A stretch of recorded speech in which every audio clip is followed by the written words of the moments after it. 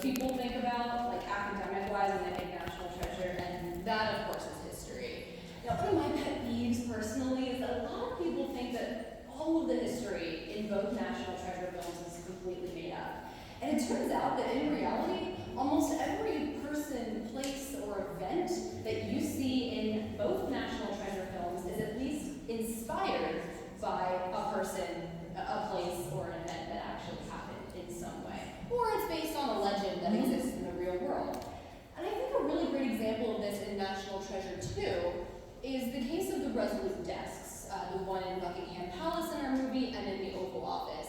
Of course, if we're going through the film, we found our cipher. It led them, again, overseas to Europe and eventually to London, where our characters tinker with a Resolute desk in the Queen's study, and then back here in the United States in the Oval Office. The reason I like examining this as a case study is because the story National Treasure 2 tells about the Resolute desk and the HMS Resolute is like 98% true. And just to give you a fuller sense of that story, I'll relay it quickly. The story actually starts in 1850 when Great Britain purchases a merchant ship called the Ptarmigan, and they completely retrofit the ship to turn it into an Arctic exploration vessel. They rename it the HMS Resolute. Now they have a very specific purpose in mind for the Resolute. They're going to pair it up with a few more ships, and in 1852, they're going to send it on a rescue expedition to the Canadian Arctic, let's say, in search of a lost expedition led by an Englishman named Sir John Franklin. Now, Sir Franklin had gotten lost on an expedition searching for a northwest passage to the Pacific Ocean. And so these ships head out in 1852 looking for that expedition. They end up being partially successful. In late 1853, they do find one of Sir Franklin's ships, but it's too late in the year to be able to sail back to Great Britain. Things are starting to freeze around them.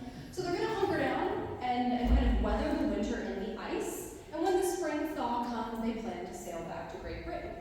But then something really weird happens, something that truly we don't fully understand the origins of to this day, and that is the fact that in early 1854, the commander of the rescue mission, Sir Edward Belcher, orders his crew to abandon the ship before the thaw.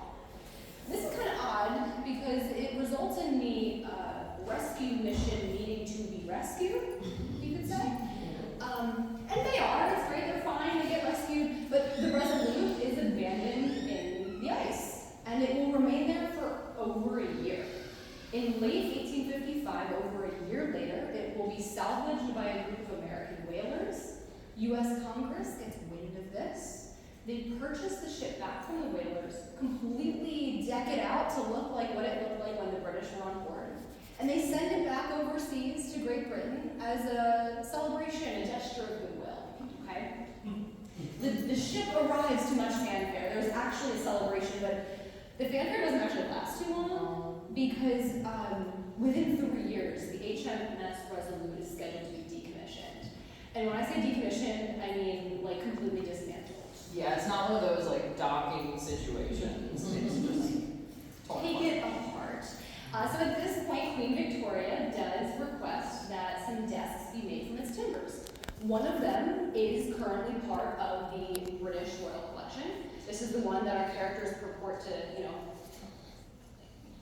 work with, let's say, in the Queen's study at Buckingham Palace. The second one was gifted to the President of the United States as the Resolute desk that is frequently found, but not always found, in the Oval Office of the White House. Again, that's the big picture here on the screen with Ben Gates. And the only thing that National Treasure gets wrong about this story is that it's not 2 desks that were made from the timbers, but 3. The third desk is actually a smaller writing desk that was gifted by the Queen to the widow of an Englishman who funded a lot of those rescue missions for Sir Franklin. Okay, so really, all in all, National Treasure is telling the real story here. And I could talk for hours about how they filmed both of these scenes in Buckingham Palace and the Oval Office. They did not film them at these places. And if you're interested in that, ask about it in the Q&A. though we're on the topic of history, we would really be remiss if we didn't acknowledge that, yes, Ben Gates is in the Oval Office looking for this Olmec plank. And when he gets into the desk, much to his dismay, the plank is missing. And it has been replaced by the seal of the President's Book of Secrets. Now, something that surprises a lot of people is that the legend of a president's Book of Secrets is not something that National Treasure invented. This is an urban legend that has been around for decades, if not centuries. Yes, so first and foremost, the President's Book of Secrets is not here. Very sorry. But yes, let's talk about the urban legend of it. So one of the ideas of where this came from is something known as the Culper Spiral.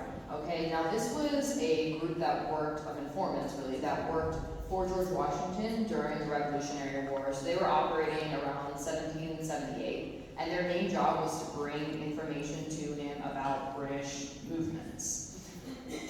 It's not really a book, but like it's information, it's spy-like. Maybe it could be a secret. Oh, well, it is a secret, but I don't know that book.